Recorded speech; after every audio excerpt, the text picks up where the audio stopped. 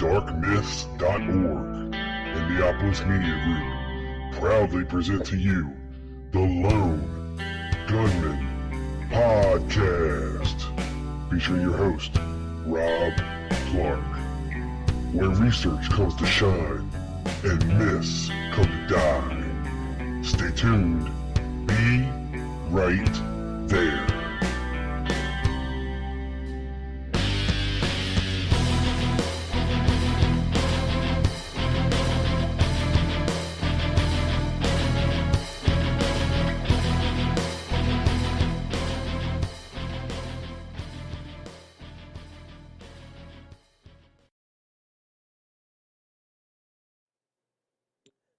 Hello, folks, and welcome to the Lone Gunman Podcast. This is episode 155, and I'm your host, Rob Clark, back with you for another episode. Today, I am flying solo. It's been a while. It's good to be back with you, and today, we're going to be talking about some important and controversial Dealey Plaza witnesses, namely Julianne Mercer and Richard Randolph Carr. What they saw, what they said, and how it could impact the investigation of the assassination. Please bear with me today. My voice might sound a little horrible. I recently got the flu shot when I was sick like a dumbass, and I'm paying for it now. But hopefully we'll get through this and without too much of an incident. So I apologize in advance if I cough and hack up a lung while we're talking about some of this stuff. Now, we've talked a lot on this show about important witnesses in the assassination, but I've never touched on these two before. And I figured it'd probably be a good time to, because if what they say is true, then we have a whole lot more to think about. Now, for those of you who don't know who Julianne Mercer was, she was an important witness included in JFK, the movie by Oliver Stone. She had a very odd observation. And let me give you that observation. Let's start with the voluntary statement by Julianne Mercer.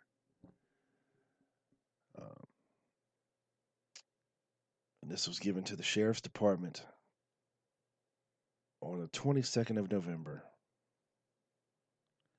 1963. And what she said was, on November 22nd, 1963, I was driving a rented white Valiant automobile west on Elm Street and was proceeding to the overpass in a westerly direction, and at a point about 45 or 50 feet east of the overhead signs of the right entrance road to the overpass, there was a truck parked on the right-hand side of the road. The truck looked like it had one or two wheels up on the curb. The hood of the truck was open. On the driver's side of the truck, there was a printed letters in black oval shaped which said air conditioning. This was a pickup truck, and along the back side of the truck were what appeared to be toolboxes. The truck was a green Ford with a Texas license. I remember seeing the word Ford at the back of the truck. A man was sitting under the wheel of the car and slouched over the wheel. This man had on a green jacket, was a white male in about his 40s, and was heavy-set. I did not see him too clearly. Another man was at the back of the truck and reached over the tailgate and took out from the truck what appeared to be a gun case. This case was about 8 inches wide at its widest spot and tapered down to a width of about 4 or 5 inches. And I might have said 8 feet wide. 8 inches wide, sorry. And tapered down to a width of 4 or 5 inches. It was brown in color. It had a handle and was about 3.5 to 4 feet long. The man who took this out of the truck then proceeded to walk away from the truck, and as he did, the small end of the case caught in the grass or sidewalk, and he reached down to free it. He then proceeded to walk across the grass and up the grassy hill which forms part of the overpass. This is the last I saw of this man. I had been delayed because of the truck, which I described above, was blocking my passage, and I had to await until the lane to my left cleared so I could go by the truck. During the time that I was at this point and observed the above incident, there were 3 policemen standing talking near a motorcycle on the bridge just west of me. The man who took what appeared to be the gun case out of the truck was a white male who appeared to be in his late 20s or early 30s.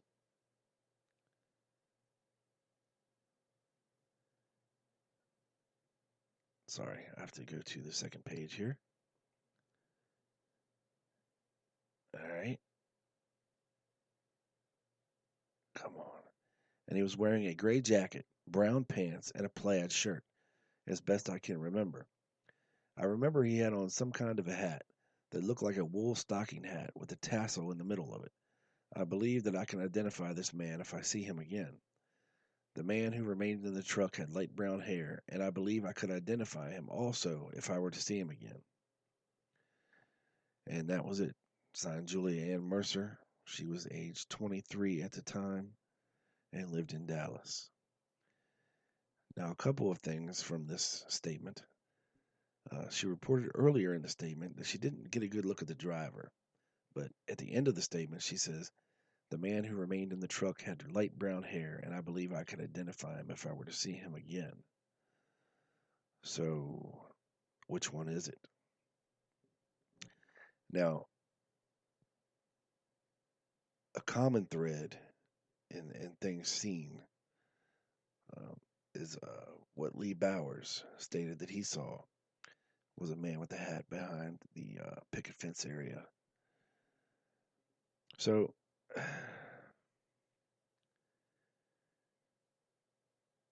let's see here.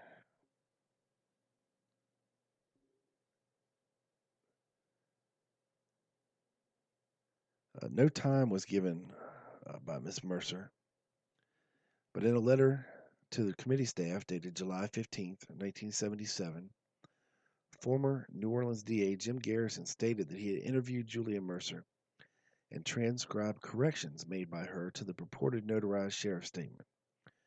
According to the corrections on Garrison's copy of the statement, Ms. Mercer claims she never said in the sheriff's statement that the truck had air conditioning written on the side, and the signature at the bottom of the statement was not hers. Interesting. Further, she never said that she did not see the driver's face too clearly. According to the corrections, Ms. Mercer said that she looked right in the man's face. She also said that this is why I was able to recognize him when I later saw him shoot Lee Harvey Oswald on TV. Of course, she is saying that this man was Jack Ruby. Garrison's copy included Ms. Mercer's signature at the bottom of the corrections. The corrections were dated January 18th, 1968.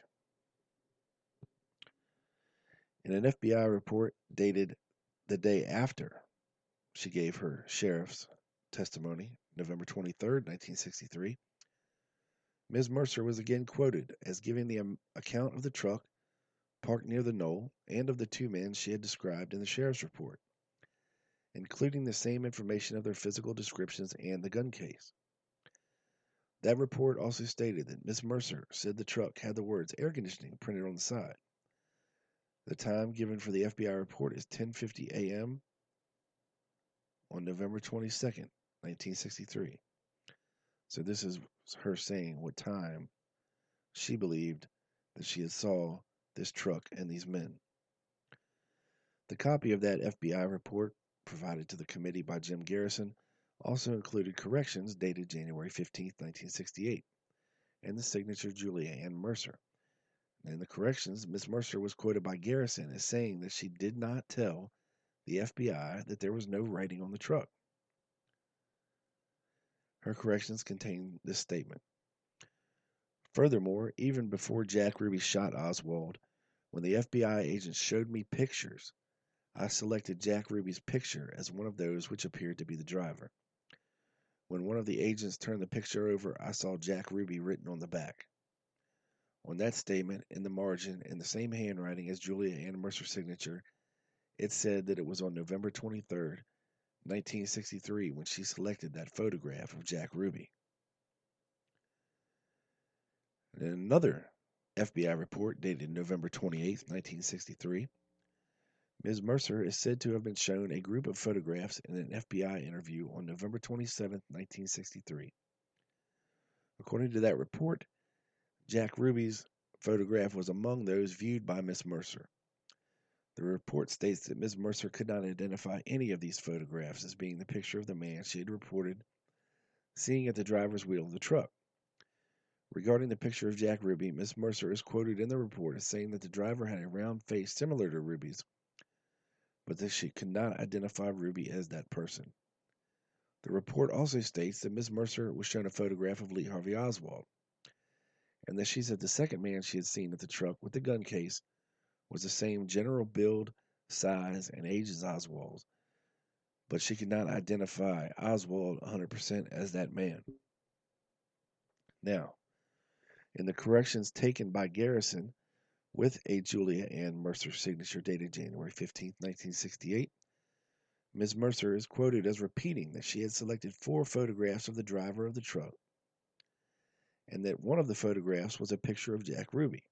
She stated again that she selected the picture of Jack Ruby on November 23rd and not the 27th, the day before Ruby's murder of Oswald was shown on television. So, there we have some conflicting accounts, and it wouldn't be the first time that we've heard that statements given to the FBI were altered. Just see Victoria Adams. And if, in fact, Julia Ann Mercer identified Jack Ruby the day after the assassination, it would lead to these questions. One, he would have been on the radar, of course, but the other question would be, why was he even in a photographic show up? Why was Jack Ruby in a photographic show up the day after the assassination when he shouldn't have been on their radar until 2 days after the assassination? A very interesting conundrum here. So, this is why a lot of folks argue about the credibility of Julia Ann Mercer. On one hand, did she see what she really saw? And if she did, what does it mean? Now, surely we understand that the individual with the gun case was not Lee Harvey Oswald. He would have been at work at that time. But we do know that Larry Crayford, who was Jack Ruby's barman, right-hand guy, resembled Oswald for sure and was mistaken for Oswald numerous times. Now we know Jack Ruby didn't have or didn't own a green truck, but could have been easily borrowed. Now this account, some hour and 15 minutes before the president was supposed to come by, surely would have allowed the gunman to pick a good spot, or if he'd already picked out a spot, get situated and get things ready to go. The other problem is with folks who are not a fan of the Garrison investigation is witness testimony when it comes to, Jim Garrison's investigations, tactics, and style. Could it have been that Miss Mercer just saw something random that day and it meant nothing? Sure. Could Julianne Mercer have been lying, as so many others who would like to insert themselves into the case? It just seems odd that on the day of the assassination, she is giving these given this testimony when it was clearly, uh, if that was the case, that most people would wait until at least a few days after the assassination to insert themselves into the case, and for whatever reason, even if they did or did not see anything, it's just interesting that she did it so quickly, which makes me believe that she did see something. Now, whether or not it was Jack Ruby, we don't know. Uh, we kind of know what Jack Ruby was up to that morning and where he was and what he was doing. Could it have been him, or could it have been somebody that looked like him? She could have been mistaken. But either way, it's interesting because at that time the shots were obviously reported as at that time as having come from the Texas School Book Depository, and for someone to make up a story, you would think that it would include that. Um, Instead, it seems like she's relating what she saw, and at the time, she wasn't in Dealey Plaza at the time of the shots, and but it was reported shortly after that the shots had come from the School Book Depository before she had given her statement. So the fact that her statement does not include that, if she were to have made it up and insert herself in the story, seems a little, dumb. So I believe she saw something. The question is exactly what did she see that day? It's hard to tell. Next, I want to talk a little bit about Roger Craig. Uh, Dallas Deputy Sheriff Roger Craig reported on November 23rd that after the shots, he saw a man run down the grassy knoll and get into a light colored Rambler station wagon with a luggage rack on its roof. Craig said that in the report that his attention had been drawn to the man because he heard a shrill whistle.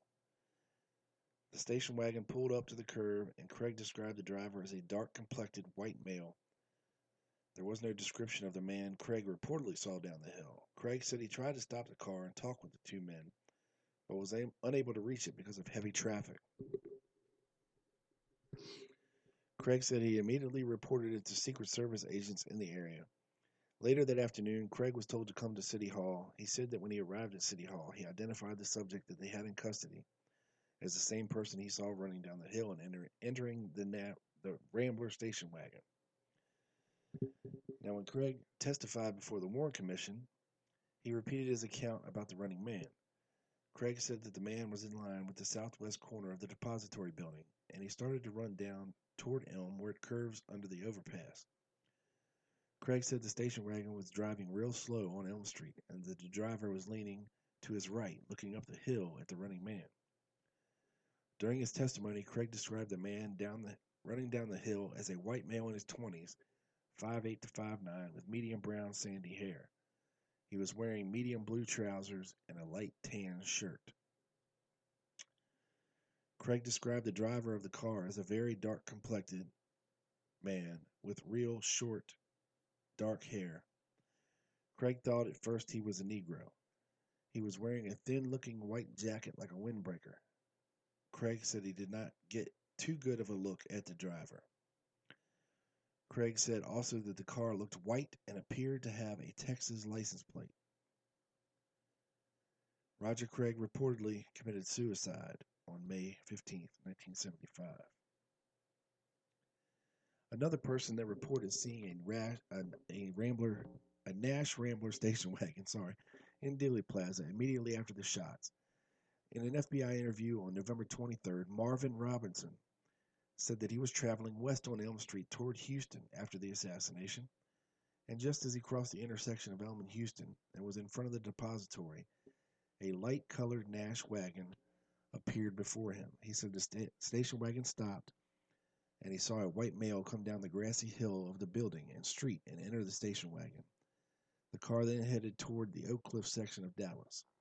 Robinson said he would not be able to furnish a description or identify the man who entered the station wagon.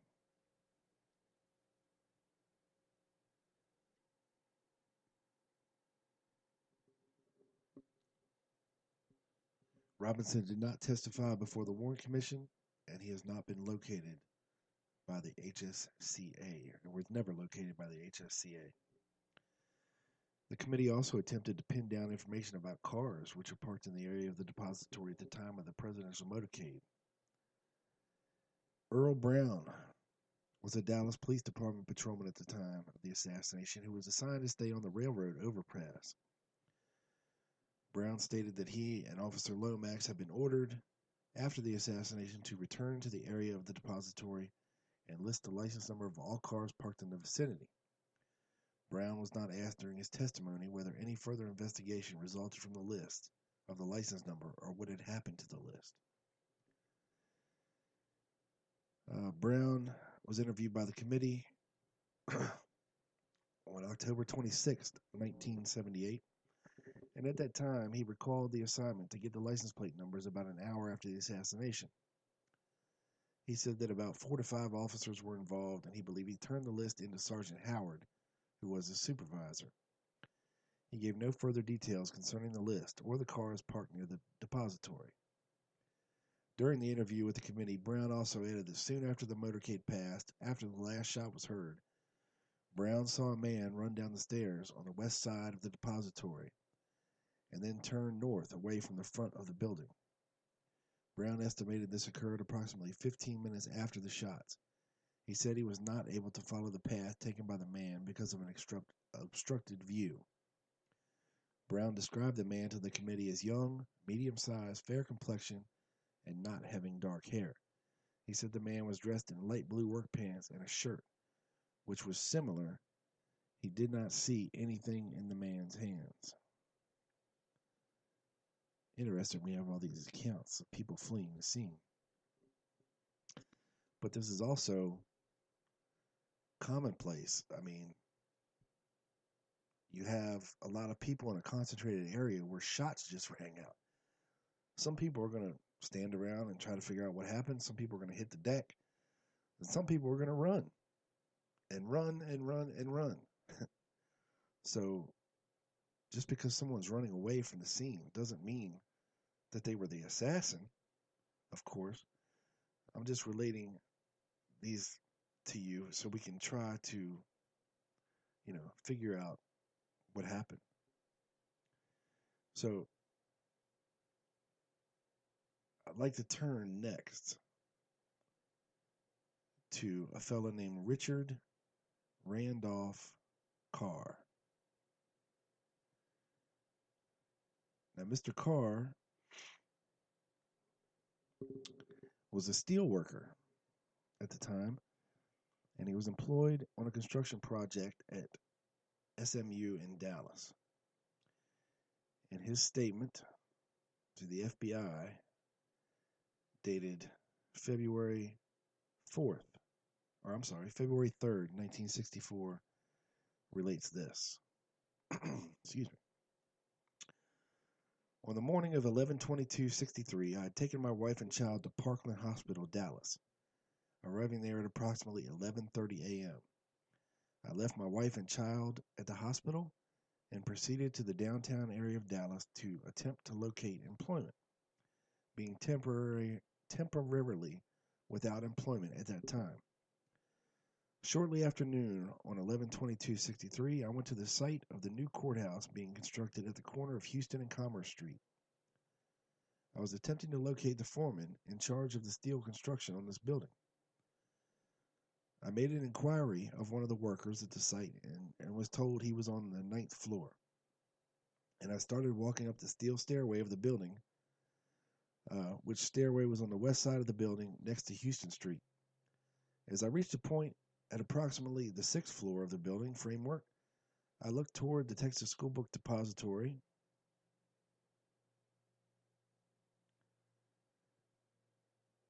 Located at the corner of Houston and Elm Streets, and at that time I observed a man looking out a window of the top floor of the School Book Depository building.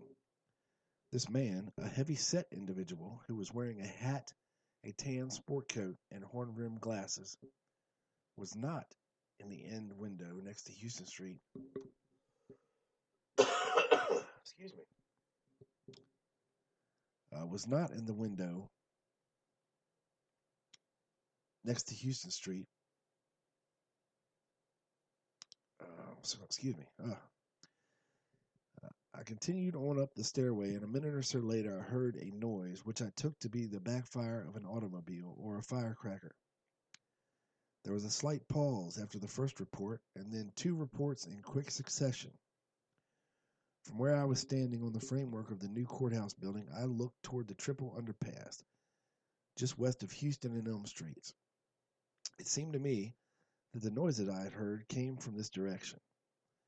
As I looked, I saw several individuals falling to the ground. I do not recall that I looked toward the schoolbook depository building after hearing the shots. I immediately proceeded down the stairway of the building with the intention of going over to the triple underpass to see what had happened. Then I reached the ground, or when I reached the ground, I walked to Houston Street and down Houston Street to the Commerce Street intersection. I did not walk over to the site where I had previously seen people falling to the ground due to the large crowd which was already there. While I was on Houston Street, near the Commerce Street intersection, I saw a man whom I believe was identical with the man I had seen looking out the window of this schoolbook depository building. This man, walking very fast, proceeded on Houston Street, south to Commerce Street, then east on Commerce Street to Record Street, which is 1 block from Houston Street. At that time, this man got into a 61 or 62 Rambler station wagon, which was parked just north of Commerce on Record Street. The station wagon, which had Texas license and was driven by a young Negro man, drove off in a northerly direction. I proceeded to my car, which was parked near the county courthouse building, and drove by the residence of my brother and then to Pete Oates on Zangs Boulevard. And he just goes on to state what happened. I'm getting to the relevant part. Any statements I made to the effect that Lee Harvey Oswald was not the person who shot Kennedy were merely expressions of my opinions. Richard Randolph Carr, February 3rd, 1964. Now, this would be the third mention of a Nash Rambler in Dealey Plaza, a light-colored Nash Rambler in Dealey Plaza, to be exact. And poor Mr. Carr had a very interesting life after expressing what he saw that day. I mean, could it be that this Nash Rambler picked somebody up that was coming out the back of the depository, zipped around to Record Street, and then came back around to Elm Street to pick up the last straggler, and was seen by Roger Craig at that time? Very possible. Now, at the time, Craig said he only saw one person in the car, a dark-complected, what he thought could possibly be a black man driving, dark-skinned Cuban or Latino individual. And, of course, if somebody else was in the car, they could have easily been ducking down to avoid being seen if, of course, they had just participated in the murdering of the President of the United States, for sure. So very interesting, the story of Richard Randolph Carr. Now, let's see a little bit about. Now, of course, Richard Randolph Carr also testified at the Clay Shaw hearing. And this is what he said then. North is at the top, and it was headed in this direction toward the railroad tracks. I mean, immediately after the shooting, there were 3 men that emerged from behind the schoolbook depository. There was a Latin. I can't say whether he was Spanish, Cuban, but he was real dark complected. He stepped out and opened the door, and there was two men entered that station wagon, and the Latin drove it north on Houston. The car was in motion before the rear door was closed, and this one man got in the front, and then he slid in from the driver's side over, and the Latin got back, and they proceeded north, and it was moving before the rear door was closed, and the other man that I described to you being in this window, which would have been one, two, the third window over here, came across the street. He came down, coming towards the construction site on Houston Street to Commerce in a very big hurry. He came to Commerce Street and he turned toward town, or he turned down on Commerce Street, and every once in a while he would look over his shoulder as if he was being followed. He was asked, "Mr. Carr, did you have the occasion to give this information to any law enforcement agencies?" He says, "Yes, I did." "Did anyone tell you not to say anything about this?" "Yes." At this time, we object. Of course, they were objected. They asked if anybody threatened him.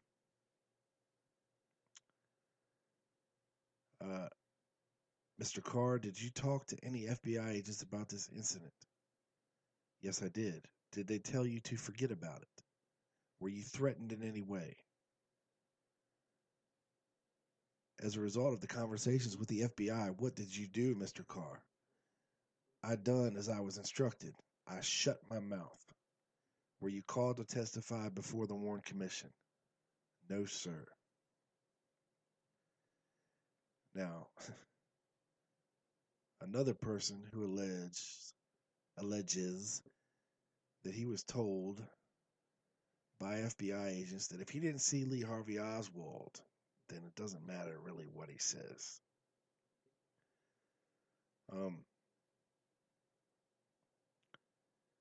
Now, a little bit more about Richard Randolph Carr is that his story was corroborated by that of James Worrell Jr., who told the Warren Commission that seconds after the shooting, he saw a man wearing a sport coat come out of the rear of the depository and walk briskly south on Houston, the direction of Carr's location. Worrell can't be questioned further about what he saw, as he was killed in a motorcycle accident on November 9th, 1966, at the tender age of 23. Excuse me. Sorry, man. These coughs are getting me. I apologize. The more I talk, the worse it gets.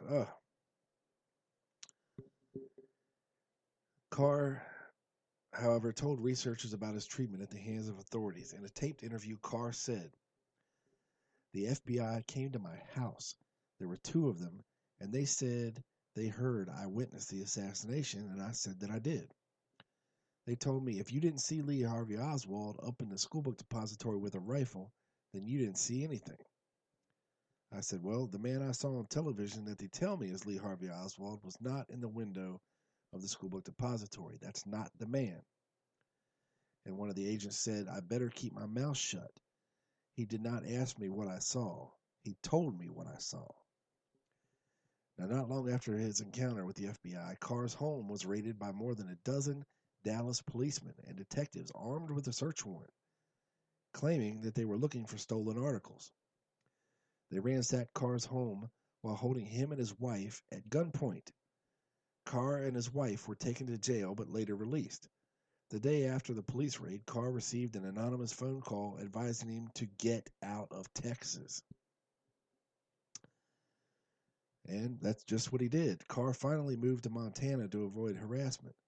But there he found dynamite in his car on one occasion and was shot at on another. Now, this is where Carr was living at the time that Jim Garrison found him. Other witnesses also were later intimidated.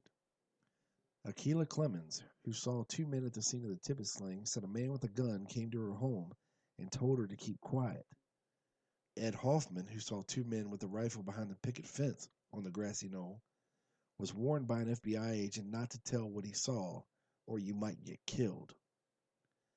A relative of Depository Superintendent Roy Truly recently told researchers that due to intimidation by federal authorities, Truly was fearful until his death.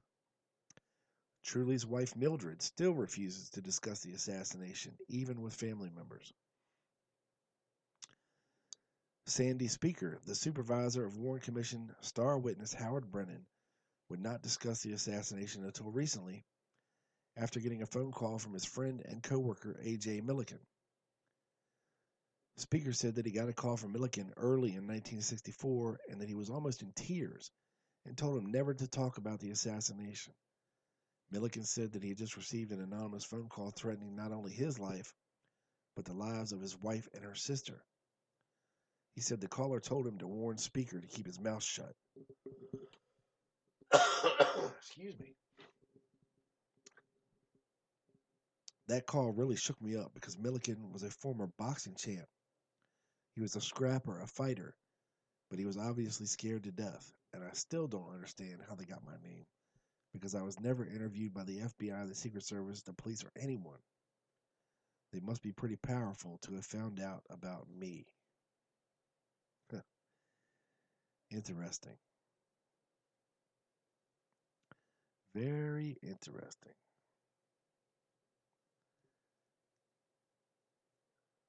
Now, poor Richard Carr not only found dynamite in his car, was shot at, but he was also a victim of a stabbing after he testified at the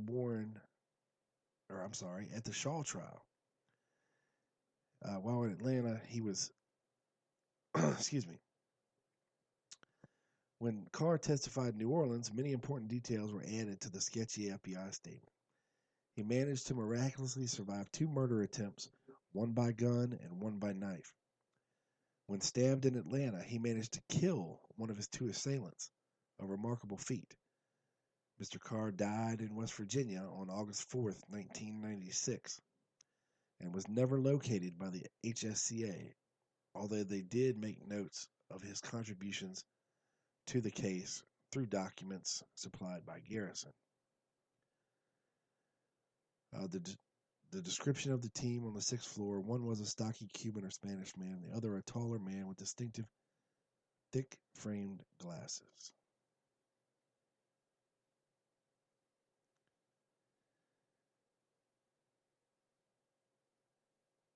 So, there you have it, folks. We have a lot of corroborating evidence that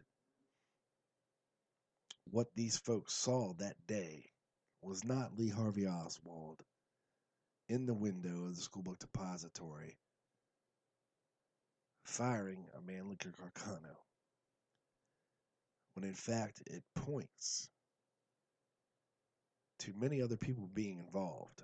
And if there were shots coming from the 6th floor of the schoolbook depository, then we have people in the building that shouldn't be in the building and planting or using a rifle that had been ordered by Lee Oswald under the name A.J. Heidel. Now, whether or not Oswald had given this rifle to them voluntarily or they had taken it from Ruth Payne's garage, we don't know if this is the case. We don't know 100% what happened. But if all this is true, and what all these different witnesses seem to be describing is,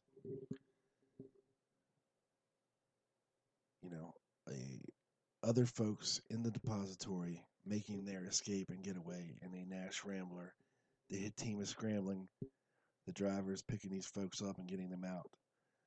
But again, these were not the only people who saw 2 men in the upper floor windows of the schoolbook depository. In an FBI interview on December 5th, 1963, Mrs. Ruby Henderson related that at the time of the motorcade, she was standing on the east side of Elm Street, just north of Houston. She said that right after an ambulance left the area with a man who had suffered an epileptic seizure, she looked up at the schoolbook depository and she saw 2 men in the window on one of the upper floors. She could not recall exactly which floor they were on, but stated that she did not recall seeing any other persons on any floors above the 2 men.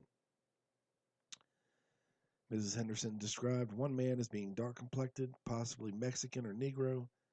That man had dark hair and a white shirt. The other man was taller and was wearing a dark shirt. According to the FBI report, she also stated that she could not definitely state that one of the men was not a Negro. Mrs. Henderson said she only saw the men from the waist up and therefore could not describe their attire. They were standing back from the window but looking out toward the motorcade. Mrs. Henderson said she saw two men in the window before the motorcade reached Elm in Houston, but did not know how much before it reached the corner that she saw the men. Shocker, Mrs. Henderson was not called to testify before the Warren Commission. Imagine that. It seems like the closest witnesses to the murder of President Kennedy were just not called to testify before the Warren Commission. Unbelievable. I don't know whether it's negligence or just sinister. Carolyn Walther, interviewed by the FBI on December 4, 1963, stated at the time of the motorcade she was standing on the east side of Houston Street, about 50 or 60 feet south of Elm Street. After the ambulance left with the epileptic, Mrs. Walther looked up at the windows of the schoolbook depository and saw a man in the southeast corner window of the fourth or fifth floor. According to the FBI report, Mrs. Walther was positive the window as being the most easterly on the south side of the building. Mrs. Walther saw the man was holding a rifle in his hands. The barrel of the rifle was pointed downward, and the man was looking toward Houston Street. Both his hands were extended across the window ledge. She described the man as having a light brown or blonde hair and wearing a white shirt. She described the rifle as having a short barrel or being possibly a machine gun. She noticed no other features of the rifle. Walther said also that she saw at the same time a second man standing in the same window to the left of the man with the rifle. This man was wearing a brown suit coat. She could only see his body from the waist to the shoulders, and his head was hidden by part of the window. Mrs. Walther told the FBI that almost immediately after she saw the second man in the window, the motorcade approached Houston Street. And shocker, Carolyn Walther not called to testify before the Warren Commission. Imagine that. Arnold Rowland testified. Now, he did get to testify. He testified before the Warren Commission that he and his wife were standing near the corner of Houston and Main at the time of the motorcade. Rowland said that at about 12:15 p.m. he looked up at the Texas Schoolbook Depository and saw a man in a sixth-floor window in the west corner of the building holding a rifle. The man was standing back from the window. Rowland described the rifle as a fairly high-powered rifle with a scope. He thought it might have been a .30-06 rifle. Rowland said he noted that two windows were open where he saw the men standing. According to Rowland, the man was holding the rifle in a port arms military position with the barrel at a 45-degree angle downward across his body. Excuse me. Rowland described the man as being tall and slender in build in proportion with his width. He also said the man could have weighed anywhere from 140 to 150 pounds. He appeared to be light complexion with dark hair, possibly light Latino or Caucasian, and his hair was closely cut. Rowland said the man was wearing a very light-colored shirt with an open collar and a T-shirt underneath, and he had on either dark slacks or jeans. The man appeared to be in his 30s. Rowland said that he mentioned to his wife that he had seen a man in the window, but the man was gone when they looked back. Rowland estimated the man was standing 3 to 5 feet back from the window. Rowland testified also that before he saw the man with the rifle, he saw another man in another window of the sixth floor. He said that window was in the east corner of the building, the one that they say the shots were fired from. Rowland said he believed it was a colored man and that the man was hanging out of the window. Rowland said that at that time he noticed there were several people hanging out of the windows. It was then that he looked again and saw the man with the rifle in the western window. He said he saw both men at about 12:15 p.m. Rowland described the man in the window as elderly Negro, but could give no further details on the man's appearance. Rowland said the Negro man in the window remained there until the motorcade reached the corner of Main and Irvay Streets at about 12:30. Rowland said he last saw him about 5 minutes before the motorcade had reached the corner of Main and Irvay. The man was gone. In an interview, FBI, November 22nd, 1963, Rowland repeated that as he stood on Houston Street at the west entrance of the sheriff's office, he saw a man standing in the window of the second from the top floor, which would have been the sixth. There was no further information in the report about the location of that window. The man was standing 10 or 15 feet back from the window and was holding a rifle which appeared to have a scope. The FBI report described the man's position as parade nest or parade rest. I guess that's another military term. According to that report, Rowland described the man as a white male of slender build with dark hair. He was wearing a light colored shirt that was open at the neck. Rowland told the FBI that he heard the first shot about 15 minutes after he had seen the man with the rifle at the window. He did not look. He said he did not look at the window again after the shots began. In the FBI interview, November 23rd, 63, Rowland was quoted as saying that the window in which he saw the man with the rifle was in the southwest corner of the sixth floor, which is nearest to the overpass on Elm Street. That report contains a description of a man wearing a light-colored shirt and the rifle as being a 30-06 with telescopic sight. Rowland said he was not close enough to identify the man and could not say if it was Lee Harvey Oswald. He again talked to FBI agents on November 24th, 1963. In that statement, Rowland again recounted that he saw a man with a rifle at about 12:15. He described the location of the area of the two rectangular windows at the extreme west end of the schoolbook depository building on the next to top floor. He said again that the man was standing 10 to 15 feet back from the window.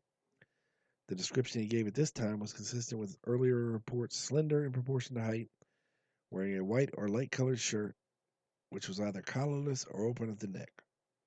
The man had dark hair. Rowland also described the rifle as having a scope and said that the man was holding it in a port arms position. He also said that, again, that he would not be able to identify the person because of distance.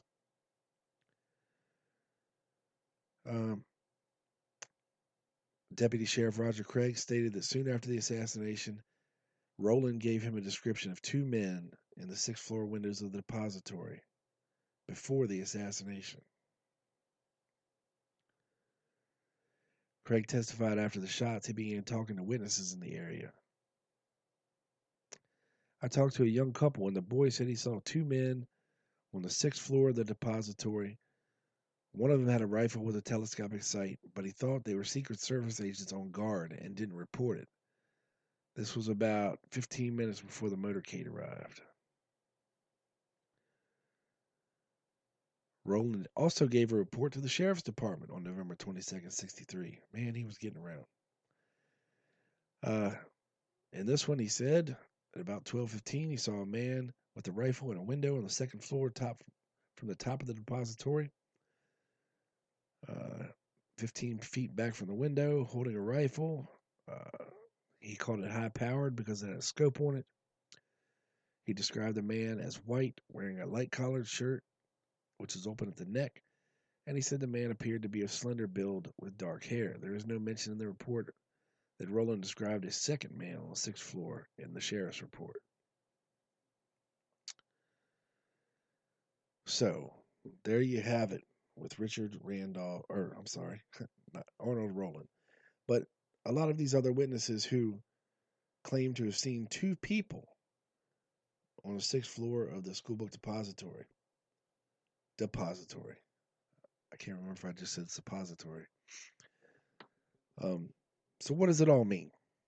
Well, I believe that some of these witness statements can be attributed to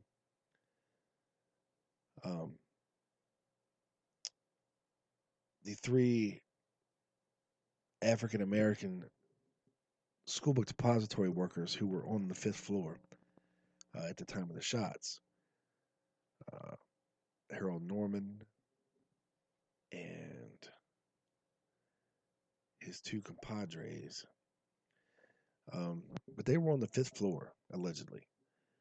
And, again, we don't exactly know what Lee Harvey Oswald was wearing at work that day because he went home and he says that he changed clothes into what we know now that he got arrested in. So it's hard to say exactly what he was wearing at the time, but most people said he just worked in a white T-shirt. Um, and it was a fairly, it wasn't a cold day.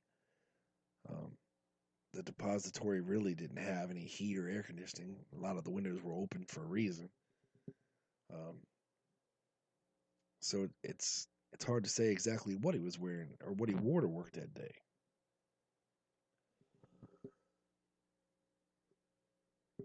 We know what he told Fritz he was wearing that day was a pair of gray slacks and a long sleeve red shirt over his white T-shirt. But we don't know for sure if he had a jacket with him. According to Frazier, he did have a jacket, but there was also a jacket left at the schoolbook depository that was supposedly his.